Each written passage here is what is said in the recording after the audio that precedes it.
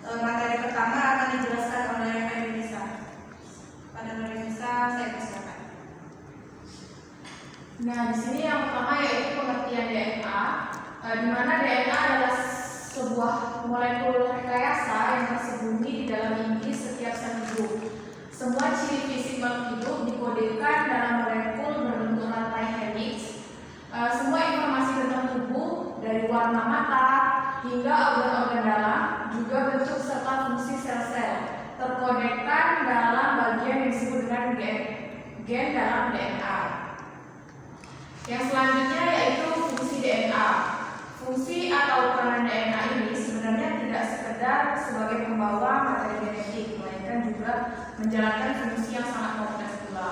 Antara lain yaitu sebagai pembawa materi genetik dari generasi ke generasi, mengontrol aktivitas hidup secara langsung maupun tidak langsung, melakukan sintesis protein sebagai autokatalis, yaitu kemampuan DNA untuk mengembangkan diri atau disebut dengan replikasi. Yang selanjutnya yaitu sebagai heterokatalis, yaitu kemampuan DNA untuk dapat mensintesis senyawa lain. Nah, masuk ke dalam replika DNA. Replikasi adalah kemampuan DNA untuk dapat menggandakan diri.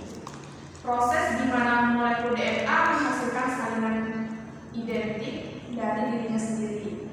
Proses ini terjadi saat sel mempersiapkan diri untuk membelah atau berkembang biak.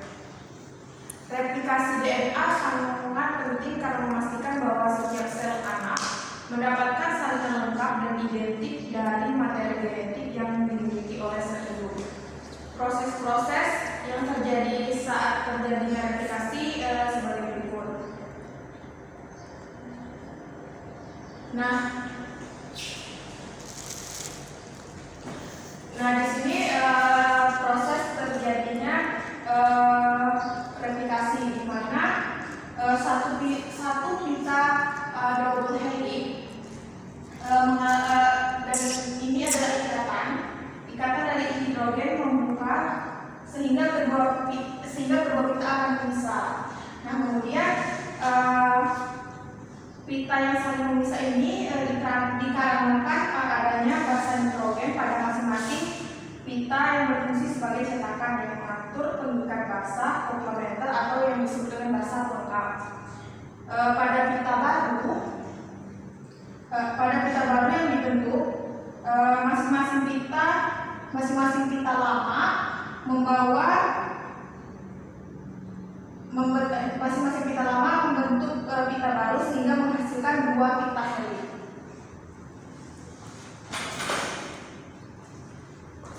Nah, di sini pada proses yang terjadi tersebut dipengaruhi oleh enzim helikase, enzim polimerase dan ligase. Selanjutnya yaitu replika DNA dapat terjadi melalui tiga kemungkinan. Yang pertama yaitu konservatif, kemudian semi konservatif atau distributif. Pada konservatif di sini pita double helix DNA induk dia tidak mengalami perubahan. Kemudian untuk mencetak dua pita double helix yang baru. Yang semi konservatif di sini pita double helix induk mengalami pemisahan. Kemudian mensintesis pita DNA yang baru dengan cara melengkapi komplementasi pada masing-masing pita DNA tersebut. Yang ketiga yaitu dispersif, di mana kedua pita double helix. Di sini ada pita double helix induk yang terputus kemudian membentuk pita DNA yang disambung dengan segmen pita DNA.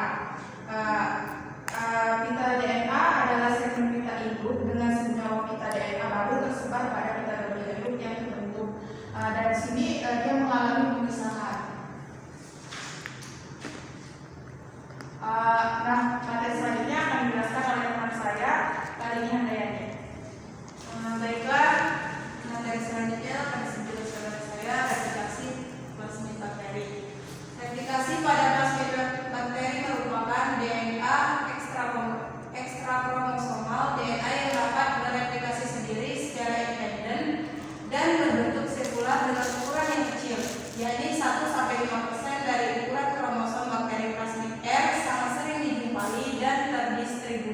secara luas di antara spesies dan genus bakteri. Terdiri dari beberapa 100 kpd, beratnya kurang lebih 1-3% dari kromosom bakteri berada bebas dalam sitoplasma bakteri. Kadang-kadang dapat bersatu dengan kromosom bakteri, dapat berpindah dan dipindahkan dari satu spesies ke spesies lain. Jumlahnya dapat mencapai 30 atau dapat bertambah karena mutasi. Dua macam pili yang disebut pili F dan pili I. Pili I dilibatkan dalam transfer plasmid resisten antibiotik, plasmid yang menentukan colicin dan lainnya.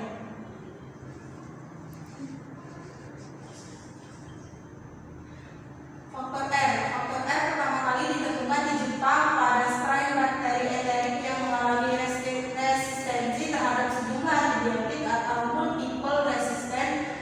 Faktor R merupakan elemen yang dapat bergerak dan dapat digunakan dalam mutagenesis transposon.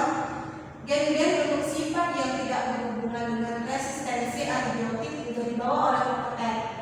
Yang terpenting di antaranya menghasilkan pili untuk transfer konjugatif, tetapi faktor R juga membawa gen untuk replikasi dirinya sendiri dan gen untuk mengatur produksi protein yang mencegah pengenalan plasmid lain. Adanya satu faktor R yang menambah pengenalan diri di tipe plasmid lain yang sama. Suatu fenomena yang diketahui sebagai ketidakcocokan karena faktor R dapat mengalami rekomendasi genetik. Gen dari dua faktor R dapat bergabung menjadi satu. Transfer gen. Materi genetik dan plasmid dapat berpindah atau dipindahkan melalui berbagai mekanisme sebagai berikut.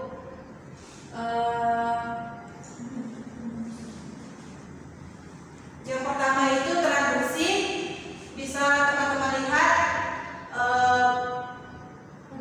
pada gambar di depan. Yang pertama itu bakteriofa dan menjadi interaksi target, dan dari interaksi target ini menjadi pelepasan fage dan reinfeksi bakteri baru dan menjadi sel rekombindan dan transduksi.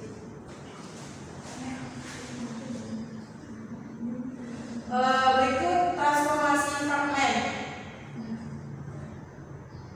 Yang selanjutnya konjugasi. Sel bakteri pertama yaitu plasmid, terus menuju ke sel bakteri kedua, dan di antara sel plasmid dan bakteri kedua ini dipindahkan menjadi dua sel yang mengandung plasmid atau konjugasi.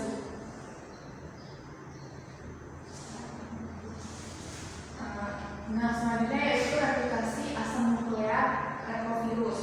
Replikasi asam nukleat retrovirus adalah proses replikasi yang umum terjadi pada retrovirus, yaitu kelompok virus yang memiliki RNA sebagai materi genetik utama mereka. Dan retrovirus mengandung enzim transkriptase balik atau yang disebut dengan reverse transcript yang memungkinkan mereka mengubah RNA menjadi DNA melalui proses yang disebut dengan transkripsi balik. Nah, di sini ada mekanisme kerja dari proses transkripsi balik dapat dijelaskan pada gambar berikut ini.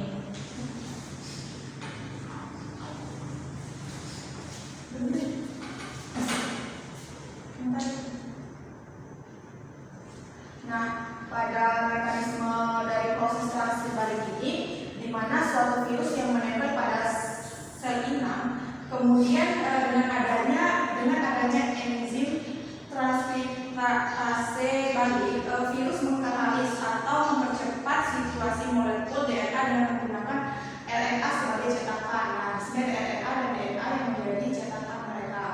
Nah, kemudian molekul DNA yang terbentuk untayan ganda. Di sini ada DNA ganda.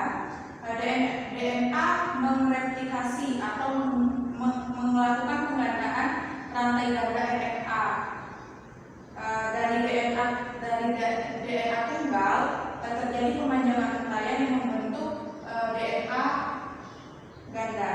Setelah itu, setelah dibentuknya DNA ganda, selanjutnya DNA menyisip ke sel, menyisip pada genom sel inang eukariotik oleh aktivitas enzim integrasi, sehingga pada keadaan ini virus tersebut sebagai provirus atau genus HIV. Nah, DNA lengkap ini menyisip masuk ke dalam sel inang genom.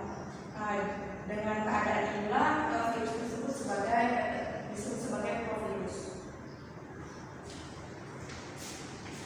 Baiklah, itulah tadi penjelasan dari kelompok kami. Kesimpulannya, replikasi juga dikenal sebagai proses penggandaan DNA atau RNA atau pengkopian molekul bahan genetik tersebut. Rantai anakan yang dihasilkan biasanya identik dengan rantai materi genetik yang digandakan. Meskipun secara umum proses replikasi ini sama, namun secara detail setiap proses replikasi baik DNA ataupun RNA tidaklah sama.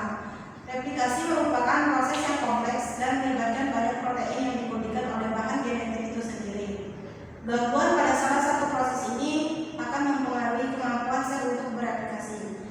Replikasi DNA adalah proses perbanyakan atau penggandaan DNA untai ganda pada sel eukariotik. Proses replikasi terjadi selama fase S